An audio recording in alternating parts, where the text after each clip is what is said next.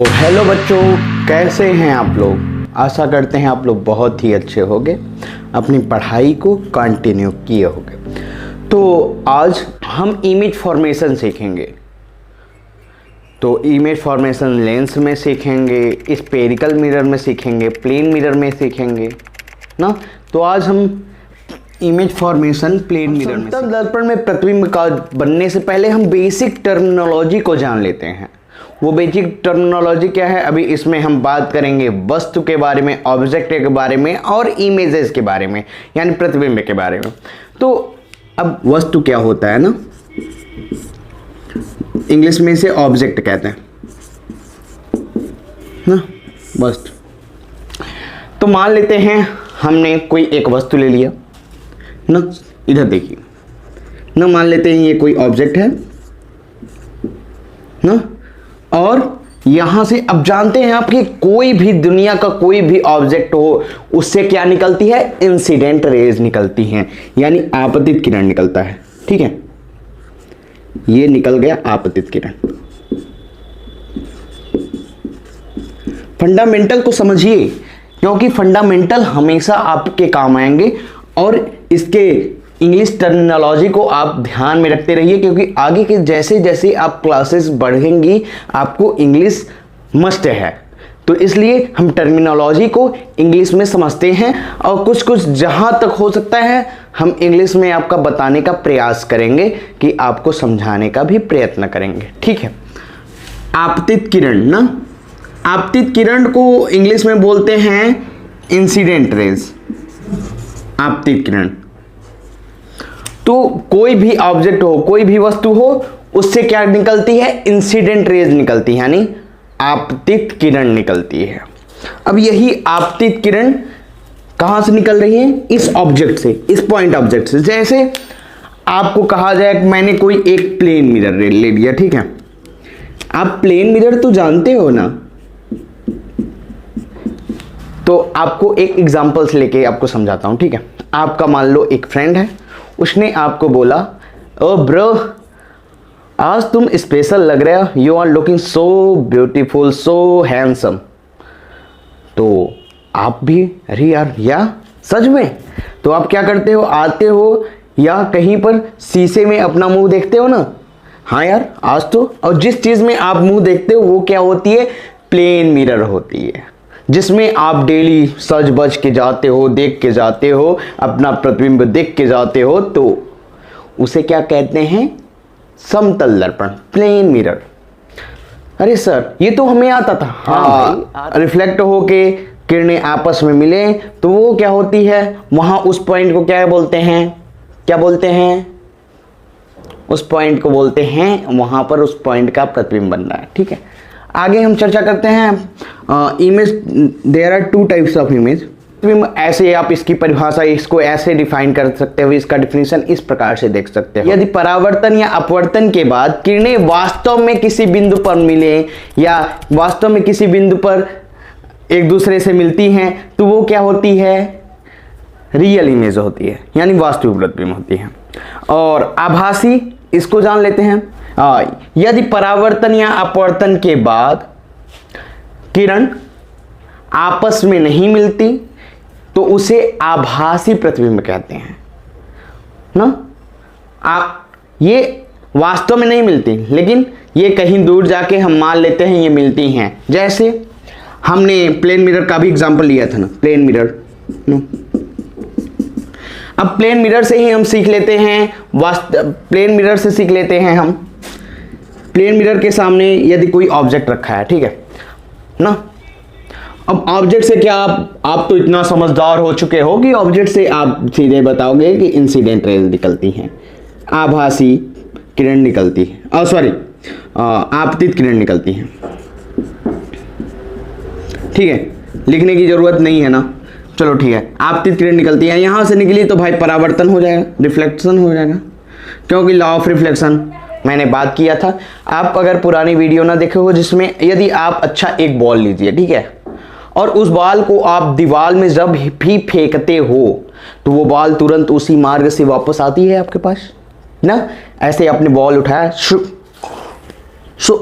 फिर आपने कैच कर लिया, ना, यानी जिस माध्यम से आप फेंके उसी माध्यम से वापस। ऐसे ही जो किरण जाती है जब मिरर से टकराई और फिर उसी मार्ग में वापस लौट आई, यहां रिफ्लेक्शन हो गया।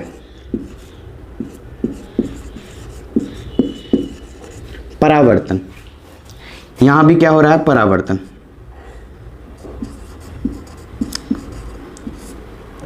ठीक है, अब बताओ इसकी प्रतिबिंब कहां बन रही है ना।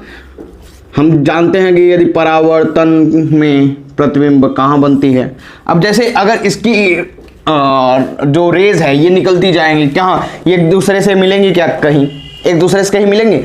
जितनी दूर जाती जाएगी इसकी दूरियां बढ़ती जाएंगी। लेकिन अगर हम इसके आगे यदि ऐसे देखें तो ये यहां पर मिल रही हैं ना, ऐसे जा रही है, ऐसे आके फिर ये आपस में मिल रही हैं। तो ये ऐसे इमेज को क्या करते हैं, आभासी, आभासी, आभासी प्रतिबिंब कहते हैं। आभासी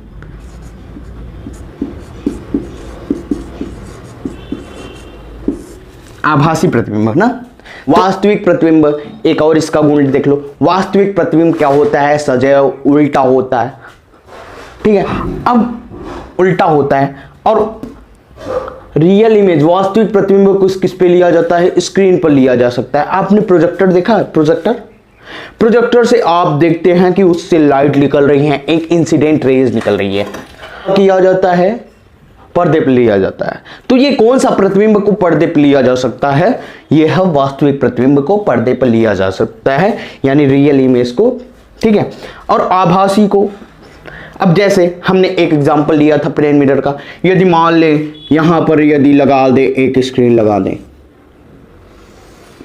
ठीक है, तो क्या हम एक स्क्रीन लगा देते हैं तो इसका क्या इमेज इसमें दिखाई देगा, स्क्रीन में इसका इमेज दिखाएंगे, देगा, नॉट रियली।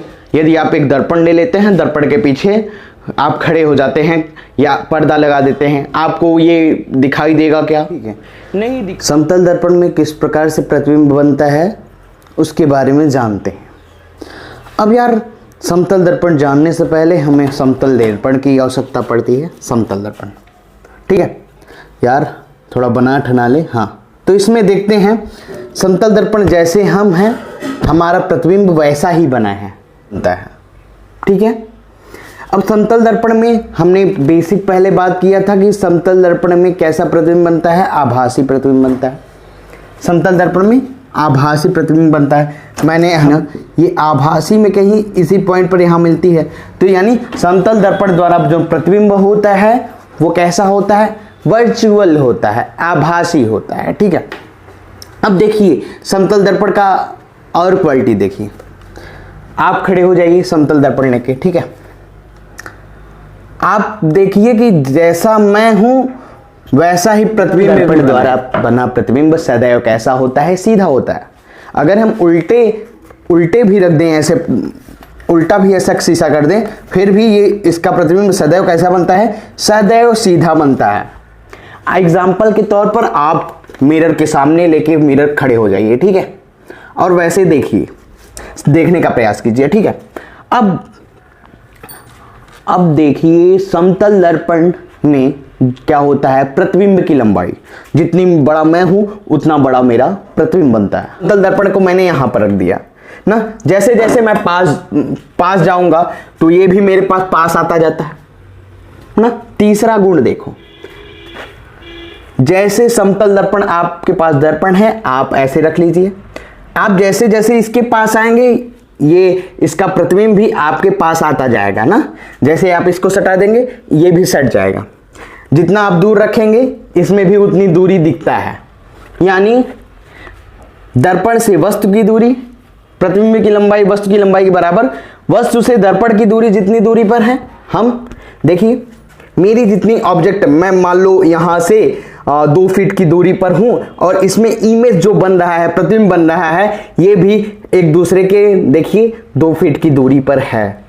समझ रहे हैं? इसको समझने के लिए आप दर्पण ले लीजिए, प्रतिबिंब ले लीजिए, दर्पण ले लीजिए, मिरर लेके आप ऐसे सीखते हैं। चलिए ठीक है, अब देखिए, अब इसमें क्या, अब क्या दर्पण में मैंने अपना कौन सा कान पकड़ा, मैंने अपना लेफ्ट कान पकड़ा, लेफ्ट कान।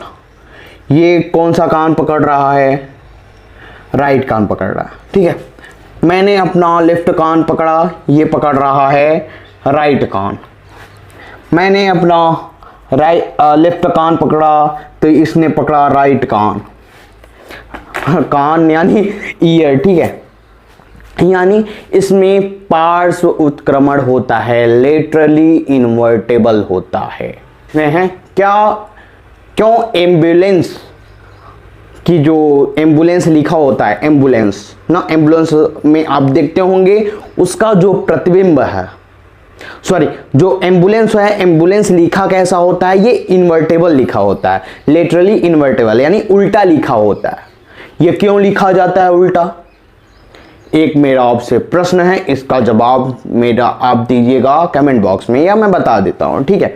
ये इसलिए होता है क्योंकि हम जब भी ऑब्जेक्ट होता है वो लेटरली इन्वर्टेबल होता है। जैसे आप इसको ना, इसे उल्टा लिखा जाता है इस वजह से, जैसे शीशे में अगर उसमें उल्टा लिखा रहेगा तो शीशे में हम देखेंगे तो वो हमें सीधा दिखेगा, ठीक है।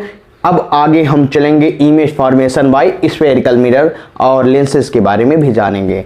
तब तक के लिए धन्यवाद। अगर आपको वीडियो पसंद आया हो तो please like, subscribe and share जरूर करें। धन्यवाद। क्यों